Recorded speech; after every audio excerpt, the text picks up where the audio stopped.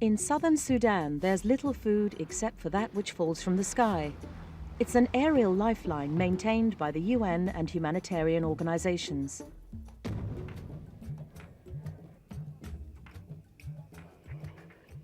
"12,000 tons of food is parachuted in every month to 2 million starving people.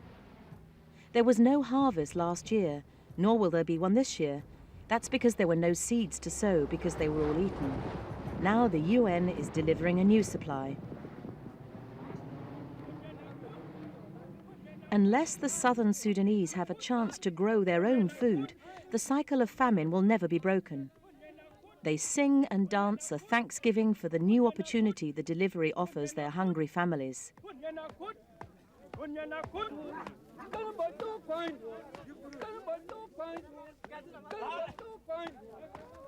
This aid doesn't always reach the people it's intended for. Soldiers of the SPLA guerrillas also get a large share. The Sudan People's Liberation Army will hijack 40% of this food to help them in their war against the Islamic government in the north. For the army, having food to offer is a surefire means of recruiting soldiers. These half-starved people have fled the SPLA's war zones and have walked for days in a convoy of the dying to get to this feeding center in the Bahr el-Ghazal region. They are the displaced of Sudan, and there are around 5 million of them. The principal cause of famine here is not drought, but war. As the front lines of the battle zones shift in annual waves across the countryside, ordinary Sudanese have no opportunity to re-establish their lives and grow food. It's a desperate cycle which has so far killed over 1 million people. And with the war comes another ancient scourge, slavery. Sudan is one of the few countries where slavery is still endemic. In the anarchic and war-ridden south, it's impossible to control it.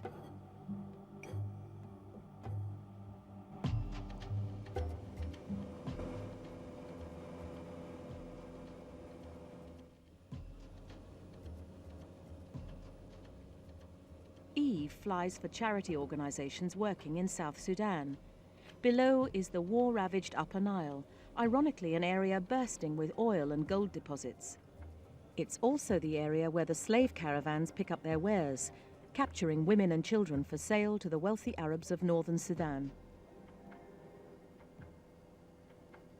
Today, Eve is carrying aid workers to a secret drop deep inside the war zone.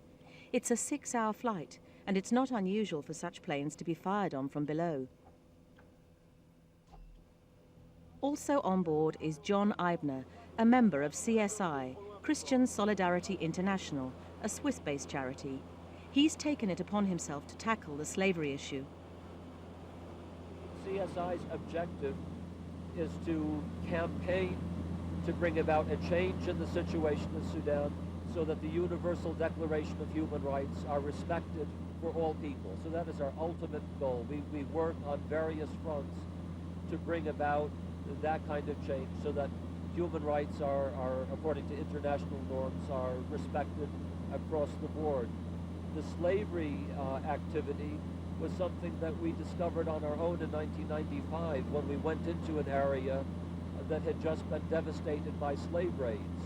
And in that particular raid, over 80 men had been killed, over 280 women and children had been enslaved. We saw the devastation. We spoke to the victims. John Eibner and his team have come to collect evidence of slave trading. The Dinka of the area describe murderous raids from hundreds of rampaging horsemen dressed in white who stream down from the Islamic north. The massive raids took place from April to the beginning of June. That is when the military action was going on. We were here in both May and June and documented the raids, but we did not at that time know where the slaves were being taken. And it was when we came back in September, well, actually we had heard, but we did not have a chance to speak to anybody about their experience. We had heard that some of the slaves were taken to concentration camps, but it was last September that we first met with people who had either been captives in such a concentration camp, or those who have visited to help them get away. So from different sources we had first-hand evidence of the situation in these concentration camps. John wants to secure the release of these slaves and negotiates with a trader who buys slaves back from the rich Arabs to sell to aid workers like John. After a deal is struck, the camp prepares to meet the trader the day after tomorrow. Well, we're going now to meet with the trader and slaves. We understand that there are 320 slaves that have recently come back with one trader, and we'll go to meet with him. It'll take us about an hour to get to him. And then later this afternoon there are two other networks of traders that we'll meet. The meeting is arranged for a secret location deep in the savannah. Secret because the go-betweens are afraid of government reprisals. Because they're heading towards the front line, an escort from the SPLA, the Christian rebel army, accompanies them.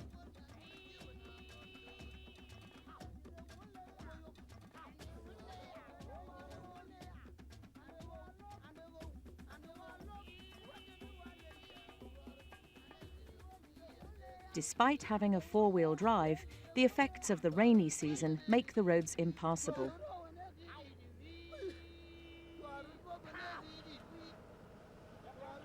After battling with the thick mud, they finally give up. The only way John and his team can maintain their rendezvous with the traders is to continue on foot. It takes them 3 hours to get to Warawa, the last stop before John's secret meeting. Warawa is a unique place. Both the Christian Dinkas and the Arabs have surprisingly agreed a fragile sort of peace here. Reprisals have come from the Islamic government, who are unhappy about the pact and have bombed here several times. These images were taken in June 1997, a few kilometers from Warawa. The village was attacked by horsemen, again dressed in white, the Murahilins, sent by the Khartoum regime. The government in the north denies slavery even exists, but the reality is they cannot afford to pay their army, so they allow them to live off the spoils of war, cattle and slavery. The villages were pillaged and burned, the churches ransacked, and the priests maimed or executed. The soldiers took the women and children.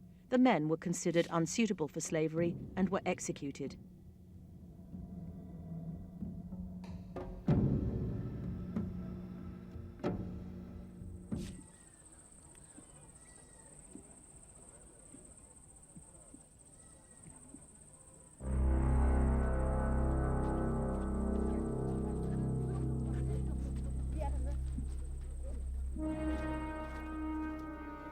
The team arrive at the meeting place, and a trail of slaves emerge from the bush. A silent caravan of over 300. They've been walking for several days.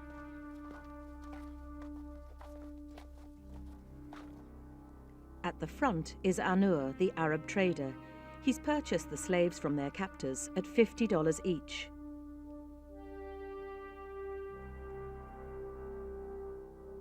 Anur has been buying back slaves for 10 years. Families looking for their children and who have the money turn to him. Increasingly, he's retrieving slaves on behalf of John Eibner and Christian Solidarity. It's a controversial practice. Is this man exploiting the spoils of war by trading in human beings, or is he saving their lives? He claims he opposes the Islamic government and takes risks by trading in slaves.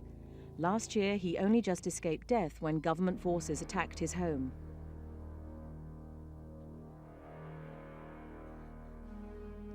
Their real names are Lual, Rebecca, Akok, Agel, but in the north, they were given Arab names.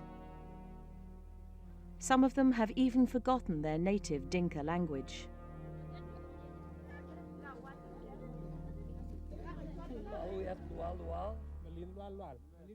Before John can come to an agreement with the trader, he has to agree a price for the total number of slaves.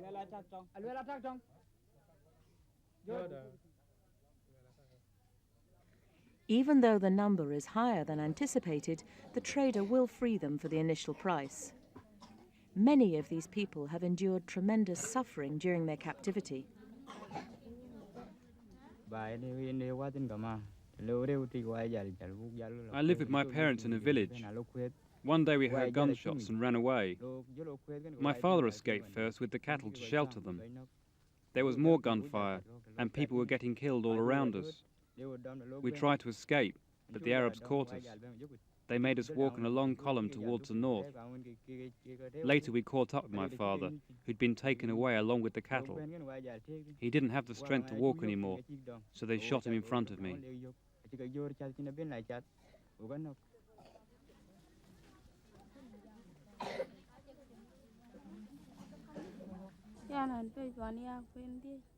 I was abducted in May. They made me carry heavy loads. They raped me. I had to do all the housework. They beat me, and I had nowhere to rest or sleep. Often I had to sleep in the kitchen. The master's wife was the kindest to me, but he was horrible. He would secretly rape me at night. They gave me very little food, just leftovers. The master made me pregnant with this child I'm holding now. I spent 3 years in captivity at the home of the man who bought me, Mohammed Fadul.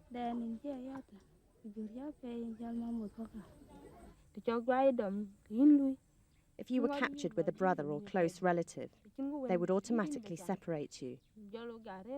If you refused to work, they would beat you and throw you in prison. At the master's home, even if you fell ill, you had to work without food, and above all, without complaining. One day, we heard there was someone coming to buy back the slaves. This trader came and talked to our master for a long time, who at first refused to let us go.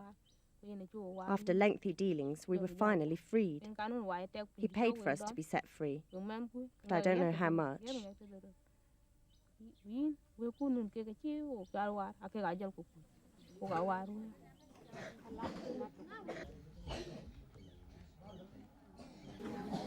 I don't know whether anyone has told you why we are here. We have been working for a long time to help the slaves of Sudan go from the north and from their bondage and captivity to their families in Bahr el-Ghazal. And we hope through this exercise that we will help bring about an end to slavery for all time in Sudan. In just a few minutes, we will speak with the trader, Noor, and if we do reach agreement, if he is happy to confirm our long-standing agreement with him, then you will be free to go back to your homes today.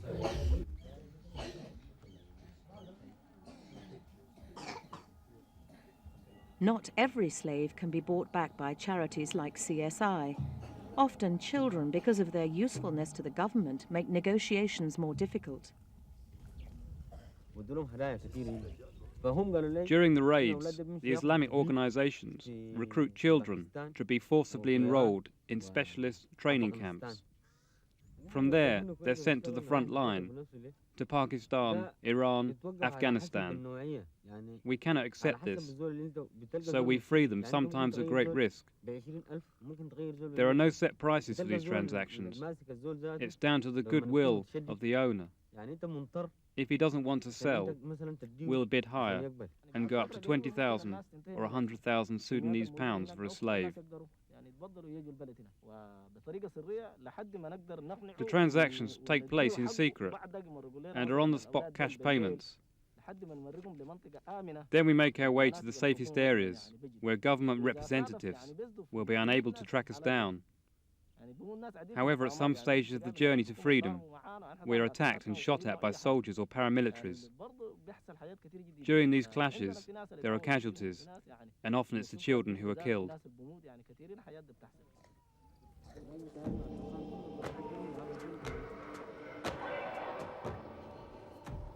$1 million.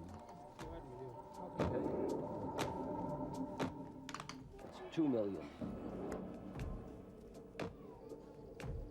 Should be, I think, 100,000. Each of these bundles represents $1,000, the price of liberty for 20 people. That's 7 million. Some observers have criticized the bargaining and payment for slaves by charities such as CSI. They say they're making the situation worse and are responsible for the rising number of slave raids.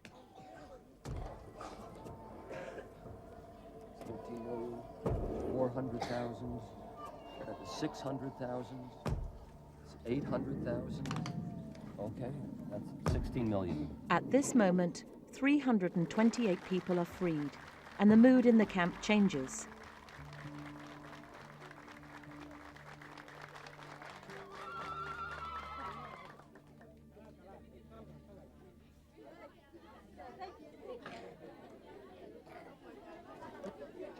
Freedom, or what's left of it.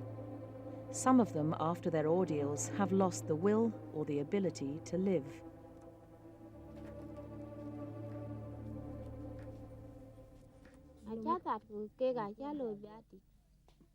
They beat me constantly. The master raped me. He didn't give me enough food, and I had nowhere to rest. When night fell, the master came with several friends to rape me. I feel bad, really bad. It's certainly because of the cruelty and ill treatment. They tried to poison me several times. I don't have the courage to carry on living. I feel dishonored.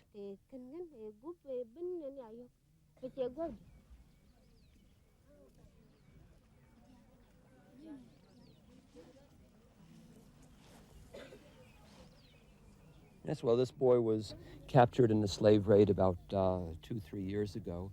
And on the way north, he was first tied on a horse and then put down, and he was very young and could not keep up with the rest of the people.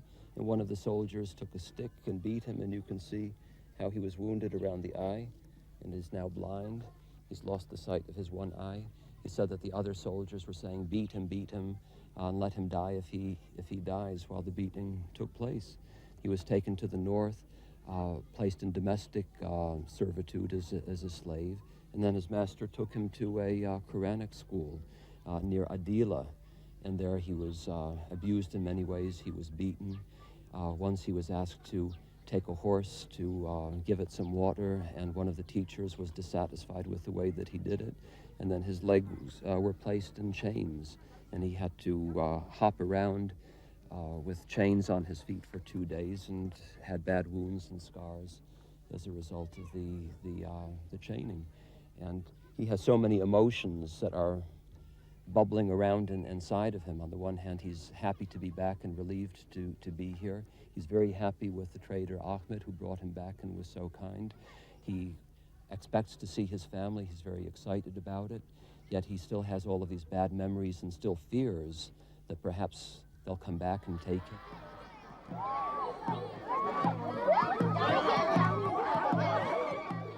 For the Dinkas, these liberations are also seen as victories over their oppressors. As if to defy their enemies and show their bravery, the warriors sing until dusk.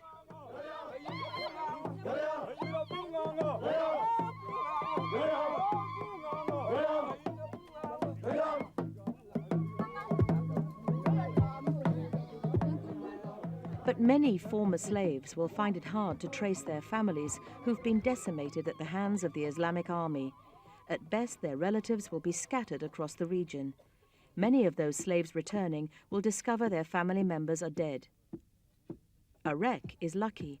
As one of the returning slaves, she's finally been reunited with her sister.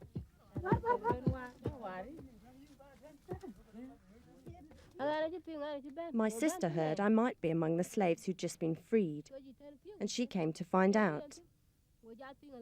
She saw I was among the women and the men who'd just arrived. She recognized me from a distance and threw herself into my arms, crying, "My God, it's so wonderful that you're alive."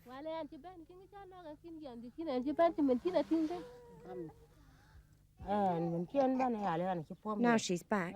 I'm very happy. I was sure she was dead. It was amazing to find her like that, just by chance. Now, my biggest problem is her illness. It's getting worse, especially now with the famine. Little by little, life in the village returns to normal.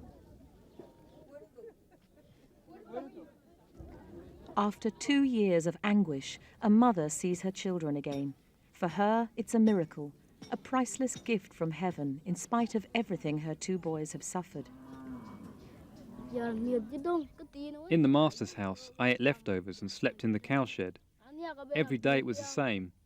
They forced me to go to the mosque and made me pray. They were really horrible.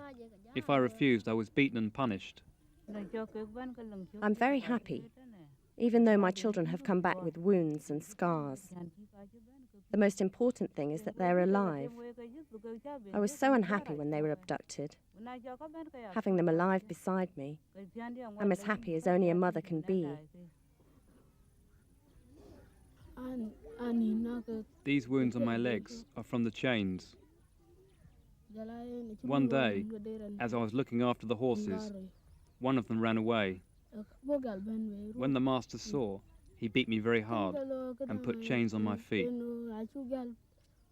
I wore them for 2 years.